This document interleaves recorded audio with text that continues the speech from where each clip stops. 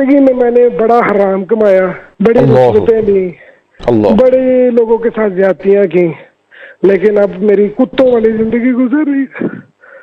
ऐसी जिंदगी गुजर रही है जिससे मैं पूरी जिंदगी के लिए इबरत का निशान, बाकी की जिंदगी जो गुजार ली है वो पूरी जिंदगी एक साइड पर। भाई मेरी उम्र तकरीबन 55 साल होने वाली है जी जी, और मैंने सिर्फ और सिर्फ ये एक चीज बताने के लिए, मैंने सवालात तो करने ही है मुफ्ती साहब से, लेकिन एक चीज बताने के लिए कि जिंदगी में मैंने बड़ा हराम कमाया, बड़ी रिश्वतें ली, बड़े लोगों के साथ ज्यादतियां की, लेकिन अब मेरी कुत्तों वाली जिंदगी गुजर रही है। ऐसी जिंदगी गुजर रही है जिससे मैं पूरी जिंदगी के लिए इबरत का निशान, बाकी की जिंदगी जो गुजार ली है वो पूरी जिंदगी एक साइड पर। आप क्या करते थे?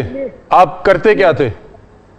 मैं भाई बस एक डिपार्टमेंट है, सरकारी नाम नहीं लेना चाहता, उसमें अच्छी पोस्ट पे ऑफिसर था। आपने सारी उम्र जो हलाल हराम तमीज नहीं की? मैंने कभी, मैं अगर कोई आता था, कोई छोटा काम भी होता था तो पैसे से करता था, कोई बड़ा काम भी होता था तो पैसे से करता था। अब क्या हुआ? आपका किधर गया वो पैसा, किधर गया वो रोब, और वो कहाँ गया रिश्वत का जो इकट्ठा किया गया पैसा था?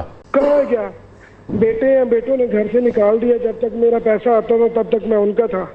जब बेगम का इंतकाल हुआ उसके बाद बेटों ने घर से ठुड्डे मार के निकाल दिए। तो कितने बच्चे हैं आपके, कितनी औलाद है आपकी? मेरे 2 बेटे और 1 बेटी है।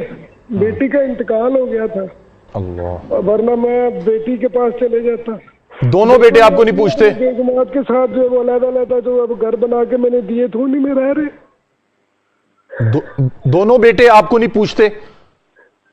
नहीं जी, कोई नहीं पूछते। जब तक तो मेरी, जब पेंशन आती है तब मेरे पास आ जाते हैं, तब मुझे पूछने के लिए कि क्या हाल है, लेकिन उसके अलावा कोई नहीं। मैं रहता हूँ घर में, या फिर मैंने मुलाजिम रखा हुआ है, वो भी क्या मुलाजिम, वो भी कुत्तों की तरह, यकीन करें मुझे पड़ता है। मतलब अब जिंदगी अजीरन हो गई है। मैं सिर्फ ये कहना चाहता हूँ, जितना मर्जी जिंदगी में हलाल कमा ले, जितना मर्जी हलाल कमा ले, घर का जो है वो सर्कट चलता रहेगा। हराम जितना मर्जी कमा ले, जितना मर्जी आराम कमा ले, आपकी पूरी नहीं पड़ सकती। सवाल करना चाहेंगे? ये तो आप अपना, मैं चाह रहा हूँ सवाल जो आपका, आप सवाल कर लें। दोनों मुफ्तियान किराम आपको सुन रहे हैं। मुफ्ती साहब मुझे सिर्फ एक चीज का जवाब दे दीजिएगा कि जिंदगी भर मैंने जो हराम कमाया है, मैं उसकी तौबा करना चाहता हूँ, क्या उसकी तौबा कबूल हो जाएगी? बहुत शुक्रिया। मैं अल्लाह पाक से ये कहना चाहता हूँ कि मालिक मुझे माफ कर दे। मैं अपने बच्चों की शक्लें देखने के लिए तरस गया, मेरे बच्चे मेरी शक्ल तक नहीं देखते। अल्लाह, आखिरी बार आपकी कब मुलाकात हुई अपने बेटों से?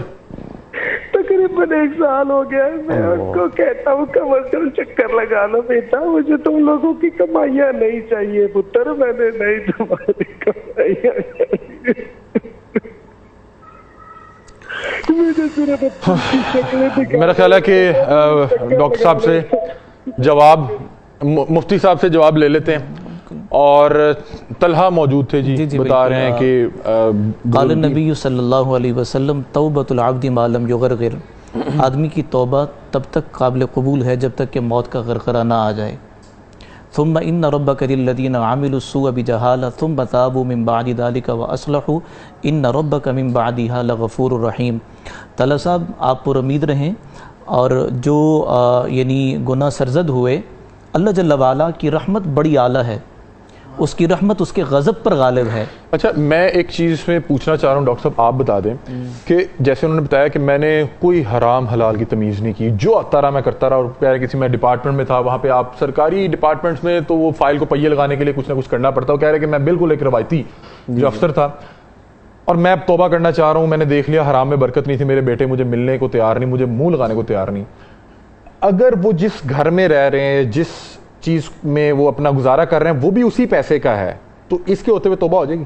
बिल्कुल हो जाएगी, बिल्कुल हो जाएगी। मतलब कि इसको इस्तेमाल करते रहे। बात यह है कि वो पहली चीज़ तो वो कह रहे हैं कि वो सारा पैसा जो है ज़्यादातर जो मेरी औलाद लेगी और मुझे उन्होंने निकाल दिया है। अब उनकी कोई पेंशन आती है जो अपना वो उसके वो बता भी रहे थे कि मैं میرے بیٹے مجھے اس وقت ملنے آتے جب پینشن آتی ہے. تو کہنے کا مقصد یہ ہے کہ یہ جو ابھی بات کر رہے تھے یہی اسی چیز کی ہے کہ اللہ تعالیٰ کو احساس ندامت چاہیے, ٹھیک ہے, اور اللہ تعالیٰ کے ساتھ یہ انہیں یہ مال نکالنا پڑے گا. جی بالکل, اگر بہتر ہے کہ وہ جو ان کا رائٹ بنتا تھا جو ان کو ملا ہے وہ رکھ لیں. اگر ان کو لگتا ہے کہ ان کے پاس کوئی حرام کا پیسہ ہے تو اس کو ویسے ہی صدقے کی نیت سے نہیں, اپنا نیکی کی نیت سے نہیں, ویسے ہی اللہ کی راہ میں خرچ کر. بالکل ایسے ہی ہے ناظرین, جب آپ کما رہے ہو تب دیکھیں کہ آپ حلال کما رہے ہیں یا حرام کما رہے ہیں. حرام کمائیں گے تو ایک دن چلا جائے گا,